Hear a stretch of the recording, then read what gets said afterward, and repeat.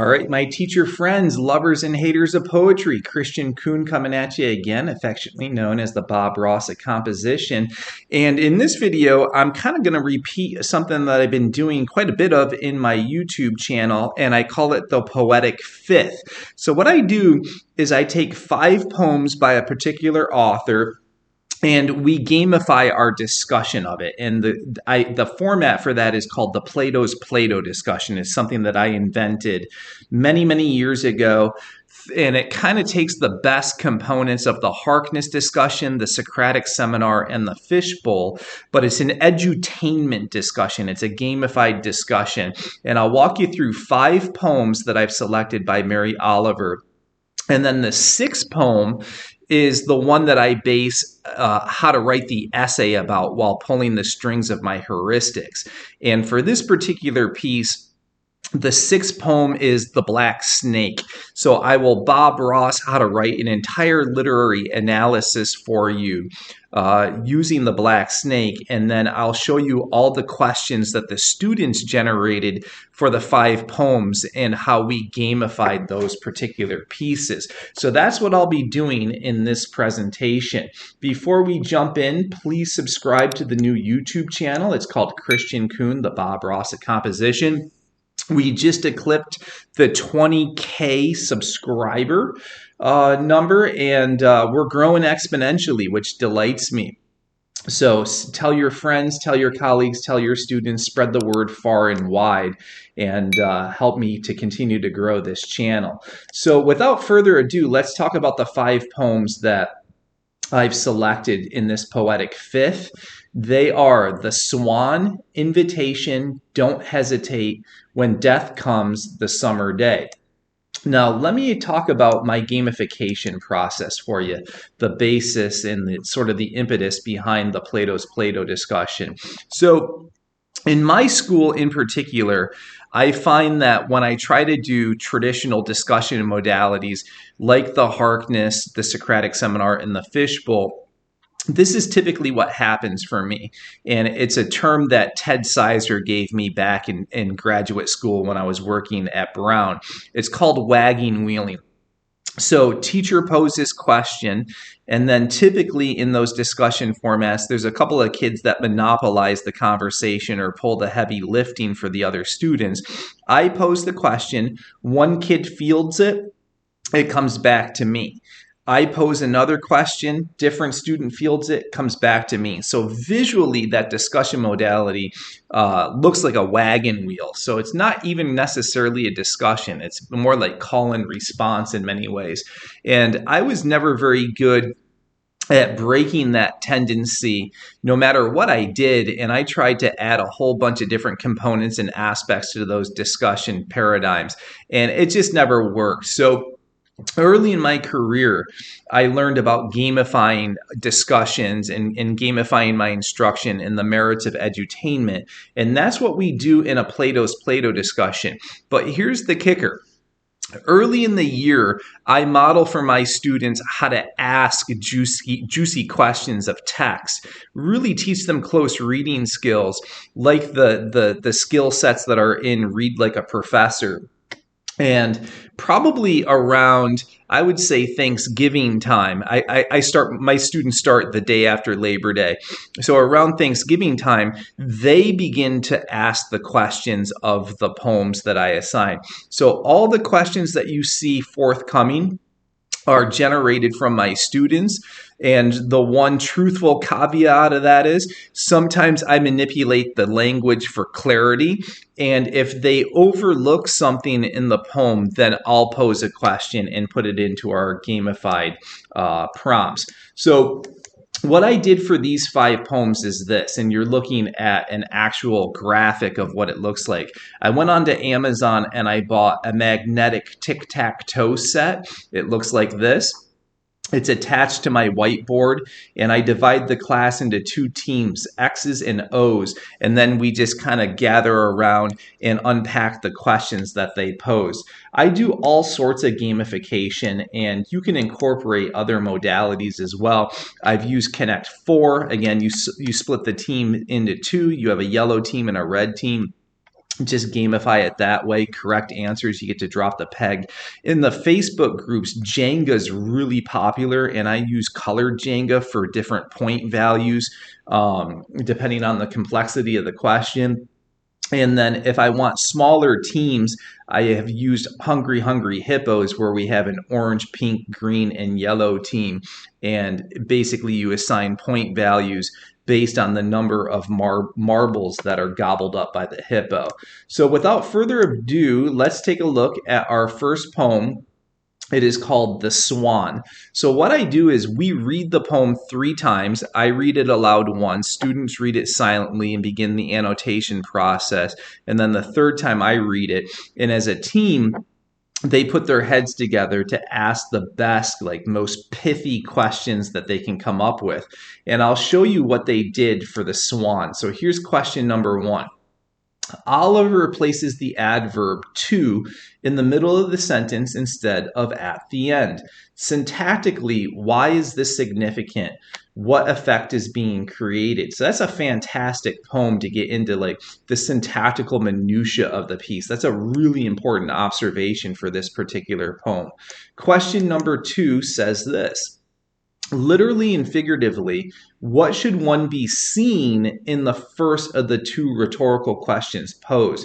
So there's the repetition of that word, and I train my students to really hone in on repetition and arrive at some meaning behind it, like what's the authorial intent behind the repetition. Question 3. All of the juxtapositions and similes compare the swan to other natural elements. Again, that's a great observation. You have to note that. Why? How does this observation get us to the universal truth of the poem? And number 4, there's lots of focus of light and dark imagery. Why? How does this create meaning in the work as a whole? That was a question that I posed. None of the teams, none of the students picked up on that, and I think it's essential to the meaning of the poem. So that's an example of how I intervene just to steer the direction of the discussion. Number 5. The S in streaming is capitalized, therefore creating a proper noun. Why does Oliver do this? Again, great observations. Right? My students are doing phenomenal reading. The swan is juxtaposed to a white cross. Is it a stretch to suggest that this is a biblical allusion to Christ? Use the text to defend your answer. And you might be saying, Kristian, that's a really difficult question for students to come up with. They didn't, if truth be told. No one picked up on that. That's my question. And we grappled with that for quite a while. It's a fantastic question and an observation I think that needs to be made in this poem. Number 7, back to student questions. What does it signify at the end of the poem? And the line is how it pertained to everything. Number 8, what is truly being asked in the following rhetorical question? And have you too finally figured out what beauty is for? And then this was a very dense poem. So we had 9 questions for this. Here's number 9. Oliver asked us, upon seeing what she has seen, if our lives have changed. Why and how would the act of seeing a swan change anything in one's life? Use the text to help support your answer. So those are all the questions we had for poem number 1. And you can see my students are reading with a certain complexity that's needed for FRQ1 and FRQ2, in particular for literature. But I gamify my discussions at on level as well. And just for the sake of context, this year I'm doing on level juniors, and I have a credit recovery class as well. And this seems to work well. Clearly, the AP students do a little better job with the reading than the on levels and the credit recoveries. So let's jump to poem number 2, which is entitled Invitation. And I should have said this earlier. The poems are available for download in the description of the video, as are all the slides that you're seeing here, all the questions. So number 1, Oliver commences the poem with an exclamatory, "Oh, why? What's the authorial intent?" Number 2, Oliver implies through her diction that if one does accept the invitation to linger, they could potentially find the meaning of life. Based on the text, what is the implication of lingering as it intersects with life's greater purpose?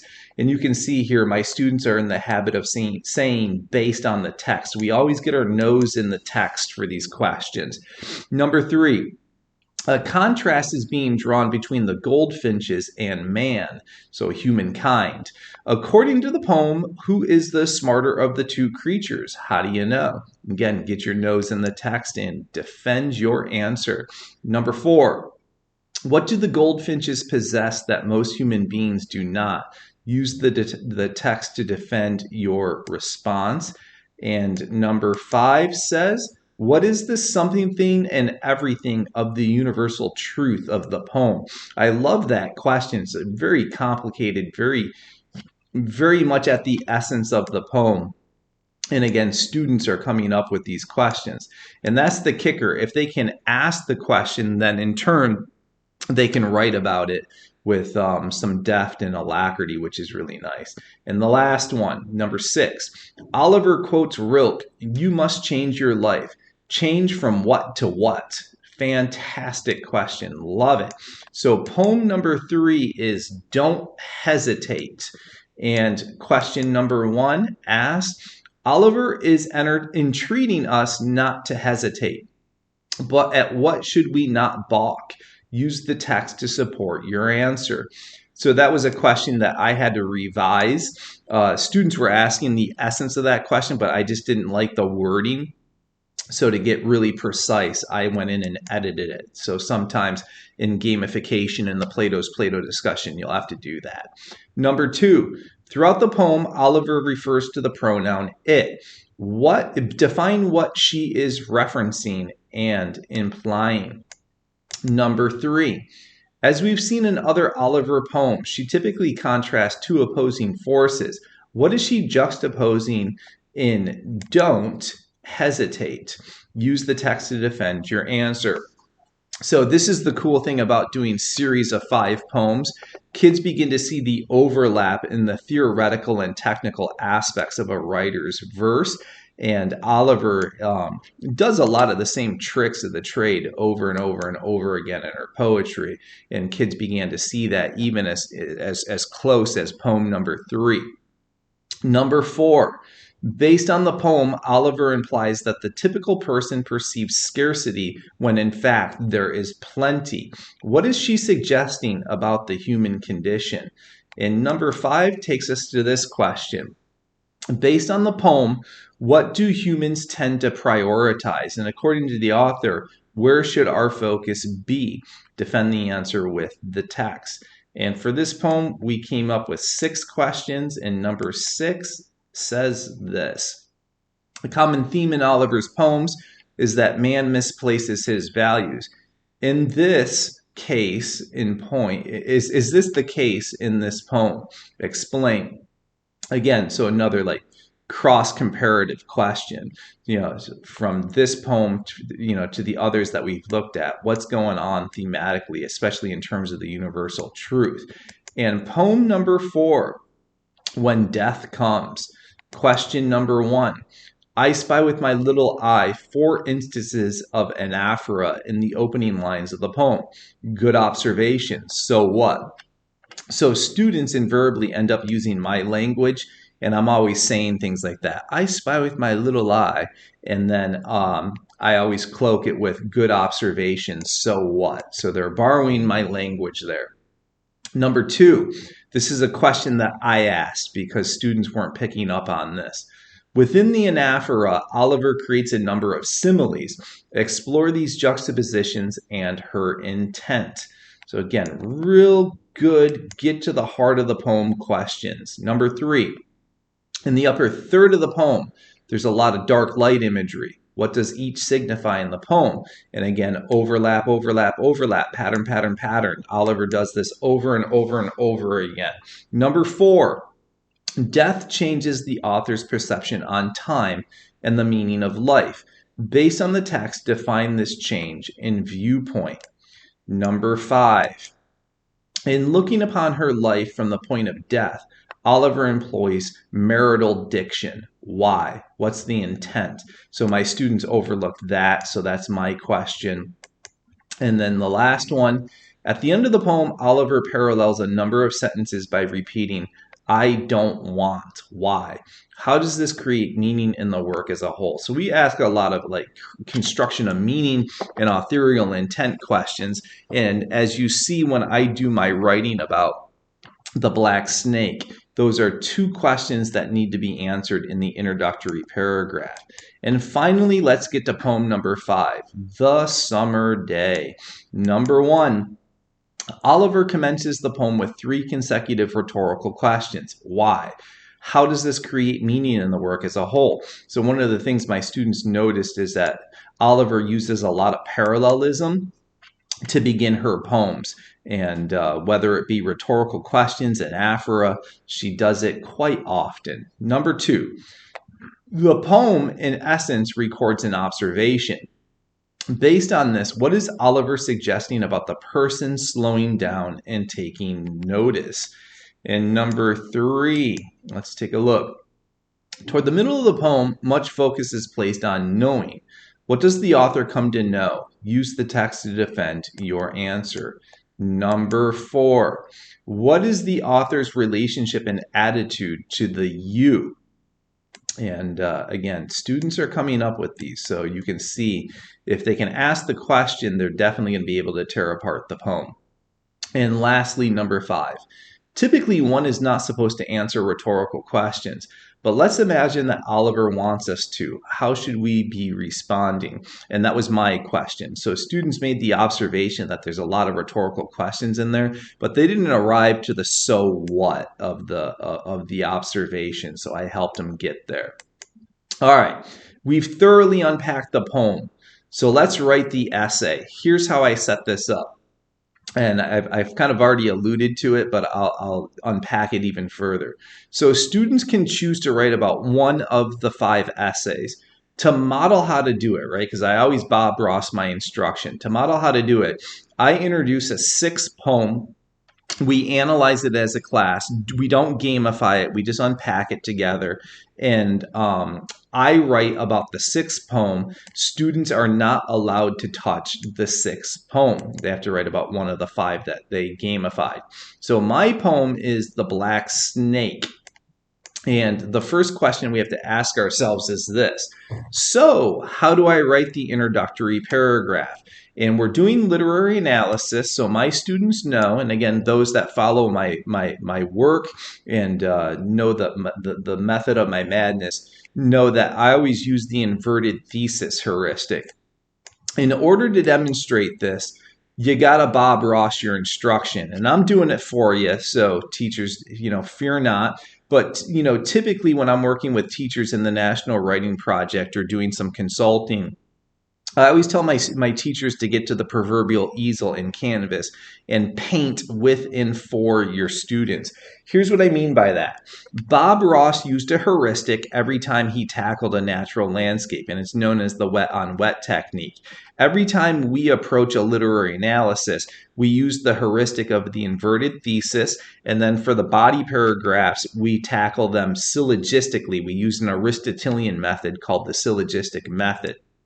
I have some breaking news, a top secret that I want to share with you. So if we craft an FRQ 1 or FRQ 2 style prompt for this, implicit in the question, right? And you can go back to the 1970s and look at these prompts. Every single one from the 70s all the way to the present. There's 2 implicit questions. What is the author's intent and how does the author construct meaning? My heuristic calls for 4 sentences. So what my students do is focus 3 of those sentences in answering the question, what is the author's intent? And teachers might say universal theme, universal truth, the exigence, and then how does the author construct meaning? And if we unpack that question, this is the sentence where students need to identify the relevant, the germane, the most salient terms, devices, techniques. So if we look at this graphically, let's break down everything that goes in there. So again, 4 sentences. You're going to begin with the context and background, the universal truth, the exigence, the theme. Last sentence gets to the thesis, right? Because whenever you answer the construction of meaning question, that constitutes the thesis. You want to sprinkle in some tier 2 level vocabulary. It is an academic paper, so your average run-of-the-mill SAT level caliber words are nice to see. I run intensive word study academies throughout my academic year, so my students' vocabulary really augments nicely because I focus on that in my instruction. And another point of focus is my Nuance Academy. And my students, if they give me an iota of effort, master grammar, punctuation, syntax, they know their parts of speech, and in terms of sentence constructs, they know how to manipulate Strunk White's rule number 18, and that comes from their seminal text called Write It Right. And they make the assertion that there's 12 different sentence types, but it goes one step further. There's 20 ways to pattern those types.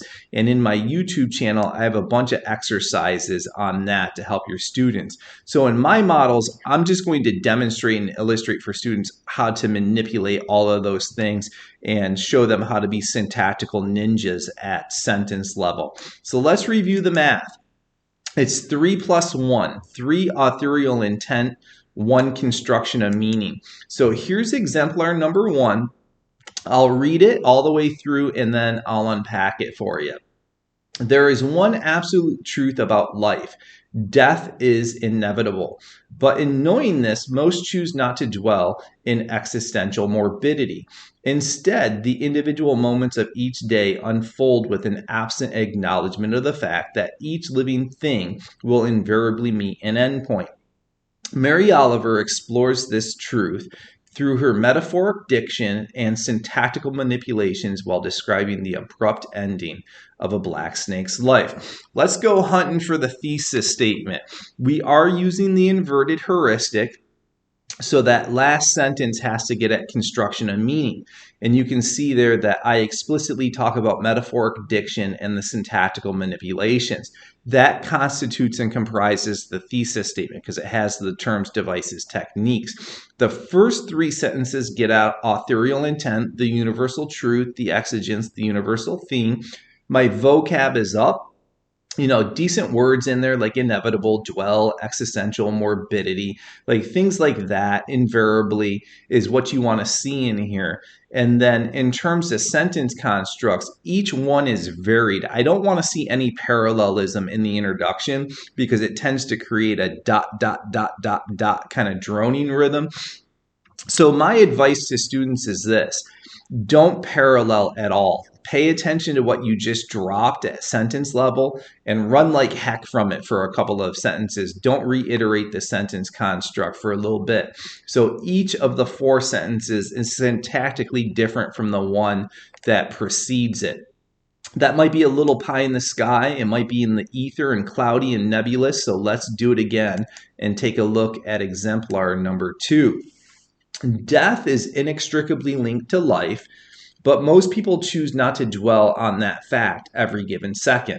Even though all life has a lease and that nobody knows the exact time or moment of expiration, one just goes about their daily business as if death is nowhere in the picture. But the fact of the matter is this: death always looms near and can strike at any moment. So you can see that's 3 sentences of universal truth, right? I'm just unpacking like the main thematic concept of the poem. Last sentence, hit me with the terms, devices, techniques, drop the thesis, get to construction of meaning. Mary Oliver investigates this phenomenon through her syntactical manipulations and light and dark imagery in describing the sudden death of a black snake. So it does that 3 plus 1 trick again. The vocab is up and the sentence constructs are a cookin'.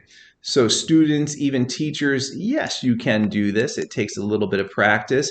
Teachers, you might need to model it a few times for your students. Here's number 3. All right. The grim truth about life is that it will invariably end. And usually the first sentence of the piece is the shortest, right? Even though we're not doing a declarative thesis. you don't want to pussyfoot around your answer and equivocate in wordiness. So I like to cut right to the chase in that opening sentence. And an even starker truth is that one can do nothing to thwart fate's master plan. But in spite of this, most of us choose to live our days as if this is not the case. So that's the 3, the universal truth. Number 4 is the construction of meaning. And we got to drop our terms, devices, techniques. And just for pattern's sake, you see that I typically focus on 2 of the most important ones. Mary Oliver, through her depiction of a black snake's demise, arrives at this truth. Or you could just end with a heavy thematic focus. It doesn't matter, right? You just need to have a thesis statement. All right, so that's 3 plus 1. Pause here if you're painting with me and give it a whirl. But we ain't done. That took yeoman's work, but we're not done. How do you write the body paragraphs? And I've alluded to this already. You got to proceed syllogistically. What does that mean? Well, it's an Aristotelian heuristic. It's from Aristotle, and he ran a school called the Lyceum, and the townsboys would go there to learn about oration, polemics, debate, wordsmithing, word wrangling, and they'd often grapple with these juicy questions like, what is justice? And the philosophical think tankers would step to the proverbial mic and they'd drop their definition. And Aristotle, just like us composition teachers, was principally concerned with line of reasoning. And to teach his kids how to argue cogently, he came up with a mathematical formula. It's very like calculative or computative. And he said, I want students to go from premise to conclusion, kind of like 1 + 2 = 3. So if I were to say to you in the first premise, arsenic is deadly, follow it up by, my dog ate arsenic, you're naturally, deductively going to conclude, my dog is going to die, right? So how do you morph that into a heuristic for the purposes of performing literary analysis? Well, the first premise, and again, there's math to this, I want it to be 3 sentences long to keep the centrality of the argument. But I also want students to multitask. And here's what I mean by that. Instead of having singular topic sentences that focus on 1 paragraph tone, 1 paragraph syntax, 1 paragraph diction, students have an opportunity in those 3 sentences, 1, to keep the centrality of their argument, but 2, go for complexity in the sense that they can begin to combine terms, devices, techniques together in terms of the construction of meaning. So the 4th sentence, by extension, is where the textual support comes. And I like to see my students do a good teeter-totter balance of quoting and paraphrasing. Don't do one far more at the expense of the other. And then body paragraphs need to be concluded. And I like to see my students link and echo back to the promise of the first premise, the thesis, and the prompt. And all of this is going to take about 10 to 12 sentences. That's the typical length of a syllogistic body paragraph. So those 4 or 5 sentence baggers that students typically do just don't cut it. I think when you're trying to do like fully fleshed out argumentation in literary analysis. So let's ask ourselves, what's a first premise look like? I got you covered. Here it is. 3 sentences arguing the terms, devices, techniques. Students often ask questions, and they ask good questions. And the first question they say is this: where do I begin? And I tell my students to go chronologically through their analysis. So I give them a stem. If they want to use it, they can. And it's very simple. It's just right from the onset, comma, right? Just indicate to your reader that you have a chronology, that you have a methodological approach, a sequence through the analysis. So I'll show you what I got here. Right from the onset, Oliver creates a contrast between light and dark imagery. Further, her syntactical maneuvers accentuate the theme of the piece, death and its inevitable looming. But the recurrence of circular imagery highlights an important fact. Death is not an end, right?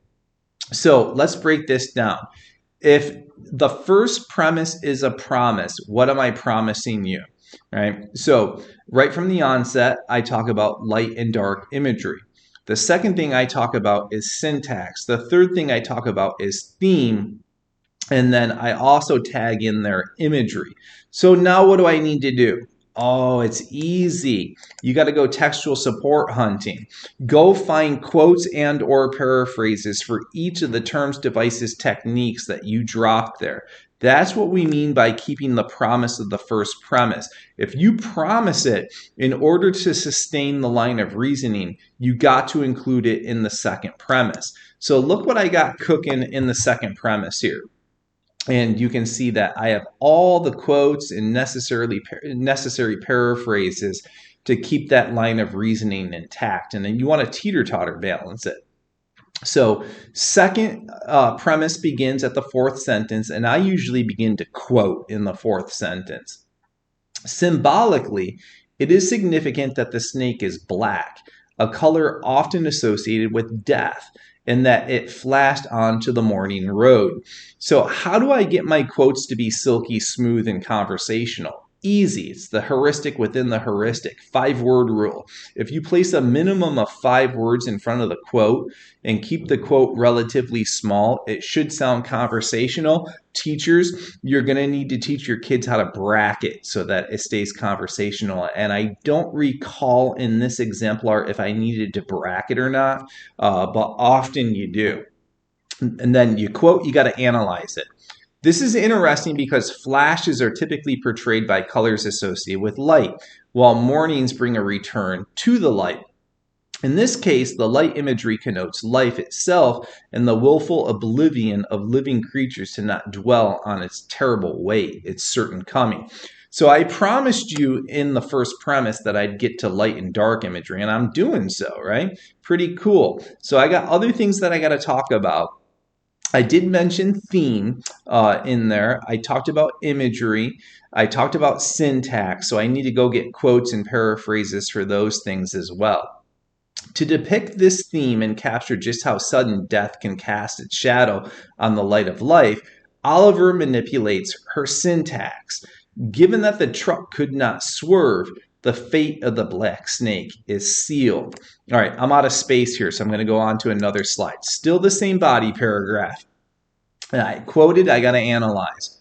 The word death is sandwiched by a double hyphen and a comma to indicate this. The fact that its days are numbered and that there's nothing to be done. So I'm analyzing the syntax, right? I got a double hyphen and a comma. I'm analyzing, little syntactical maneuvers that Oliver does. Oliver states it rather matter-of-factly. This is how it happens. One never knows when they will leave this earth, but the imagery solidifies the idea that it is not all doom and gloom. Death is not an end, but a new beginning, which is depicted in the idea that now he lies looped and useless as an old bicycle tire and as cool and gleaming as a braided whip. But we ain't done. You can't end on a quote. You got to conclude the thought, right? Syllogisms are like circles. So you got to analyze that quote and wrap it all up. And this usually takes 2 to 3 sentences. The tire is circular, as is life. And all life is interconnected and entwined by our shared fate, like the braids of a whip. Even though all living things will one day expire, it is okay. There is a return. Further, life's endpoint is just a natural part of the process that we should not fear or resist. All right, students, if you're writing with me, good place to pause and give it a whirl. Let's see what you got. First premise, second premise, conclusion. But we ain't done because we only have an intro and one body. What do you do next? Easy peasy. You bust out another syllogism. You got to ask yourself the question, what's left? All right, we're only at like the top third of the poem. We still got the middle and the end to do. This is going to be a 4-paragraph essay. My students always write 4 paragraphs on the exam for AP Lang, AP Lit, even the Regents exam. I'm in New York State. So you got to go cherry picking what's left in terms of the terms, the devices, techniques. Garner your quotes from that middle third all the way to the bottom and just proceed chronologically through the rest of it. So that takes care of paragraph number 3, but we got to wrap the essay up. How do you tack a conclusion onto this? Well, I got some stems. Not a big fan of these.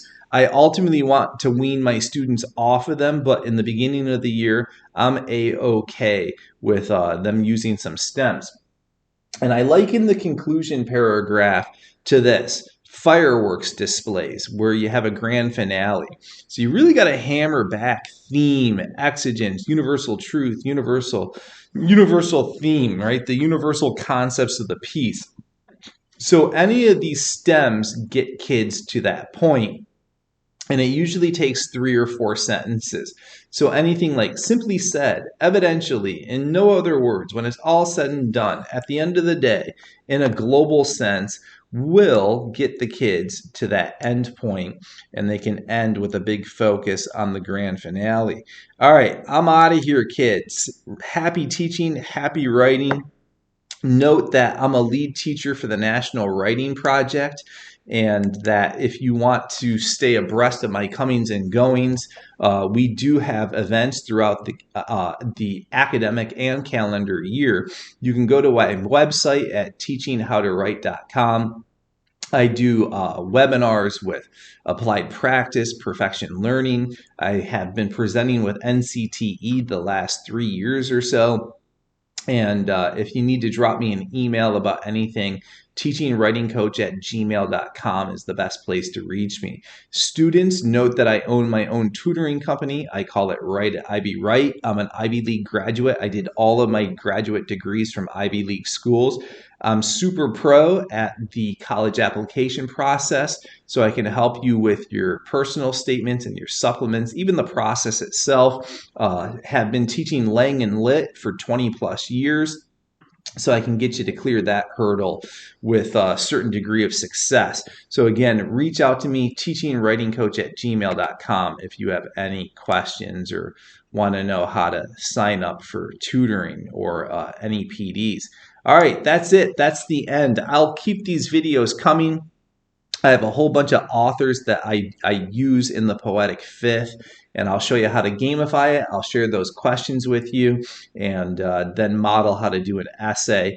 Again, all the slides you just saw are in the description below. Feel free to download them, and the poems are there as well.